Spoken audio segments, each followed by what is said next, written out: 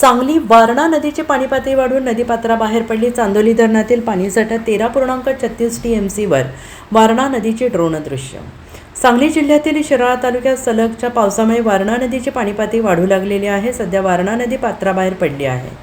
दुसरीकडे चांदोली पाणलोट क्षेत्रात देखील सलगच्या पावसामुळे चांदोली धरणाचा पाणीसाठा वाढून तो 13.36 TMC एवढा झालेला आहे. चांदोली धरणाची पाणीपातळी नियंत्रित ठेवण्यासाठी आणि खबरदारीचा उपाय म्हणून चांदोली धरणातून वारणा नदीपात्रात 100 क्युसेक विसर्ग सुरू करण्यात आलेला आहे. त्यामुळे वारणा नदीच्या पाणीपातळीत वाढ होत आहे. पात्राबाहेर पडलेल्या वारणा नदीचे ड्रोनद्वारे दृश्य SM फोटो फिल्मचे शुभम माने यांनी टिपले आहे. दरम्यान वाढत्या पाण्यामुळे वारणा नदीवरील कोकरूड, रेठरे, मांगले, सावर्डे, चिकुर्डे येथील कोल्हापूर पद्धतीचे बंधारे पाण्याखाली गेलेले आहेत. त्यावरून वाहतूक तातडीनं बंद करण्यात आली आहे.